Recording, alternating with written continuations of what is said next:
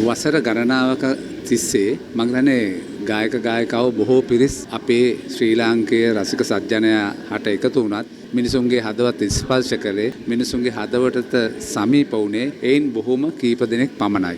අනික් අය බොහොම අය බැහැර වෙලා ගියා හදවතින්. ඉතින් මම හිතන්නේ රාජු බණ්ඩාර කියන්නේ ගායන ශිල්පියෙකුට වඩා එහා ගිය හොඳ සංගීත ශිල්පියෙක්. ඔහු හොඳ ගිටාර් වාදකයෙක්. ඒ වගේම සංගීත කණ්ඩායම් 5ක 6ක.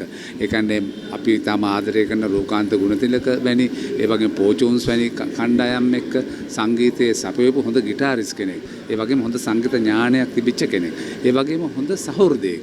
ඔහුගේ ලෝකාන්ත ගුණතිලකයන්ගේ ගීතයක් තියෙන උලත් එකයි පිලත් එකයි අපි හැමදා සොමියේ ඉන්නවා කියලා. ඇත්තටම බොහොම රාජු බණ්ඩාර කියන්නේ හරි සංවේදී පුද්ගලයෙක්. අපේ මේ ගායක ගායිකාවන් අතර හිටපු හරි හොඳ කෙනෙක්. ඉතින් මම හිතන්නේ ඉතාමත්ම වාසනාවන්ත විදිහට රෝගාතුර වීමෙන් ඔහු අවසාන කටයුතු සිදු කරන තැනටමපත් වුණා. දැන් මේ වන විට මෙම දේහය ජයරත්න මල්ශාලාවේ තැන්පත් කරලා තියෙනවා. නාරාහෙන් පිට බොරැල්ල පාරේ තියෙන ජයරත්න මල්ශාලාවේ. ඒ නිසා ඔබට පුළුවන් මේ මොහොතේ සිට අද රාත්‍රී වනතුරු ගෞරව කරන්නට.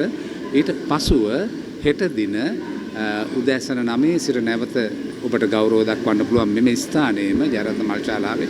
ඉතින් මම හිතන්නේ ඊට පසුව පවුලේ ඥාතීන් සියලු දෙනාගේම එකමුතුවෙන් සවස 6ට මෙම දේහය මෙතනින් පෙරහැරේ බොරැල්ල කනත දක්වා ගෙන ගොස් ඔහුගේ අවසන් කටයුතු කිරීමට සවස 6ට කටයුතු සූදානම් කරලා තියෙනවා. සියලුම ගායක ගායිකාවන්ගේ වගේම සියලුම කලාකරුවන්ගේ අපගේ දැඩි ශෝකය අපි රාජු බණ්ඩාරයන් වෙතත් ඒ පවුල වෙතත් ප්‍රදානය කරන අතර රාජු බණ්ඩාර අපේ කල්යාණ මිත්‍රයාට මේ සසර ගමන කෙරවල වෙලා අමා මහ නිවන් සම්පත්තිය ලැබේවා කියලා අපි සෑවම ප්‍රාර්ථනා කරමු.